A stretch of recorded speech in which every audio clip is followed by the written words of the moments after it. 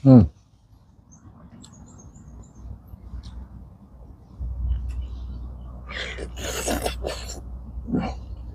Halos araw-araw na po ang pagbagsak ng ulan.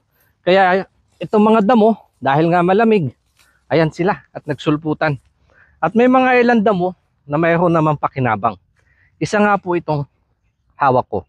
Tawagin sa amin ay katkatamiik or pusa-pusa sa ibang lugar. Ito po yung bunga niya. Pag nanilaw to or nahinog na, napakasarap po niyang pang merienda, or ito nga po yung kinukuha natin ng mga bata pa. Tanong, kung talagang nauulam yan, bakit hindi mo subukan? Tama po. At mayroon na nga po akong upload nito. Niluto ko naman siya sa tinola. Ngayon kung hindi mo pa napanood, pa-scroll lang po. Andyan sa mga upload ko. Ito naman yung isa. Yan. Wild cucumber kung tawagin. Dito ho sa bansang Thailand, mas kilala nila yung damo na to or inuulam kaysa sa kalabasa, talbos ng kalabasa, kamote, at saka ampalaya. Ito po. Wild cucumber kasi yung bunga nito parang pipino kaso maliliit nga lang at nakakain din yon. Ito naman po yung pinakatalbos niya. Hawig din siya ng ampalaya. Tanong, kung nakakain yan, bakit hindi mo subukan? Tama po. Kaya ito ngayon, sasagutin natin yan. Ito na po yung nalinisan kong talbos. Kinuha ko lang yung pinaka kanyang murang dahon. Ibubulang lang ko lang po dito sa patola or kabatiti kung tawagin sa amin sa Ilocano, at sasamahan ko lang po nitong kabuti.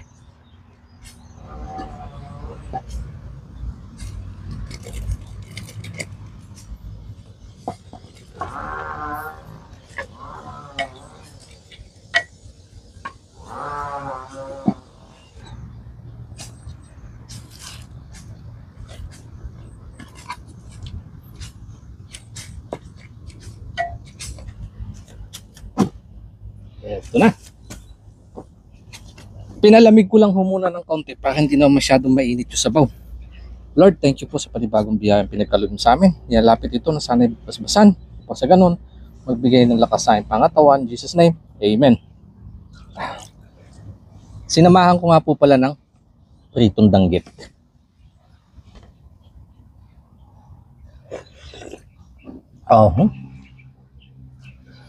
Iba talaga pag yung may kabuti.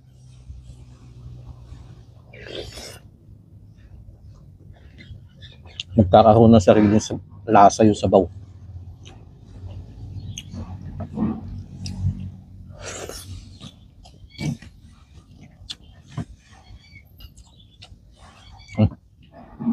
Sausawan natin suka.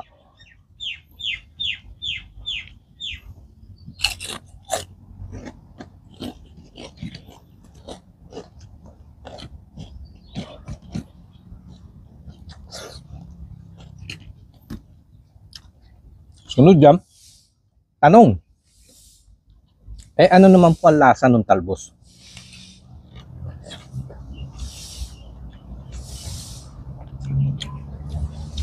Medyo matamis siya kasi nga po sariwa.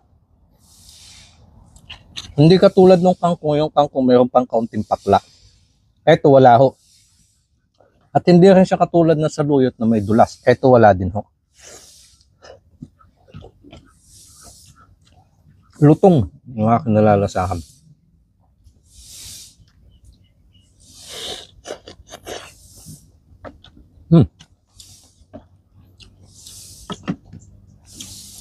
Nalalapit ho siya sa lasa ng sayote. Kung nakatikim na po kayo ng talbos na sayote,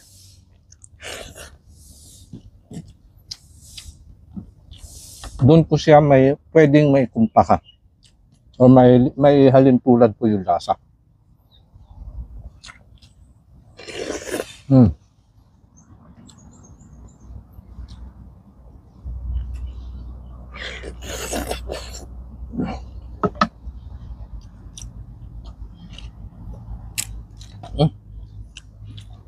Pag ganito ho ang ulam, ayos lang kahit mapadami ng kain.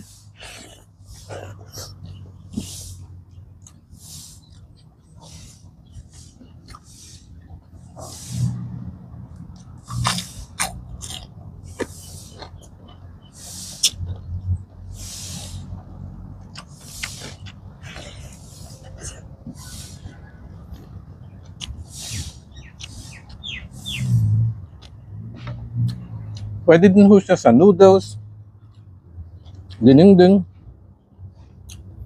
Kaya pag may ganito ho kayong gulay sa inyong paligid or yung damo, pwede nyo din po subukan.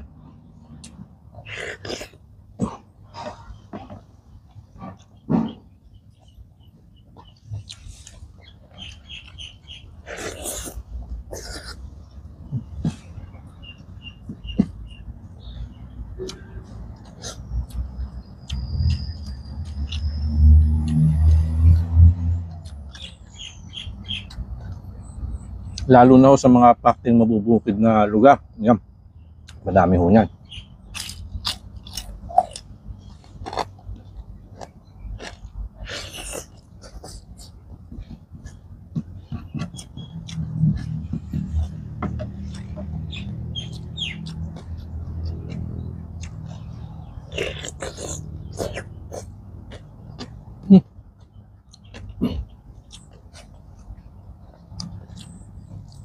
Masarap ng kombinasyon ng sabaw, yung mga gulay-gulay, at saka po yung daing sa bibig.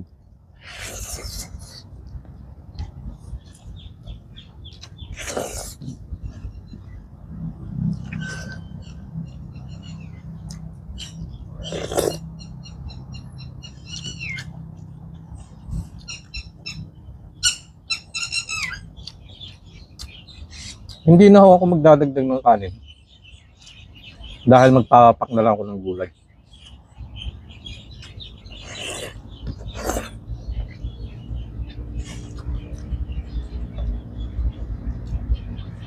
Dahil ito po yung sinasabing kahit mapasobra, ayos lang, basta gulay.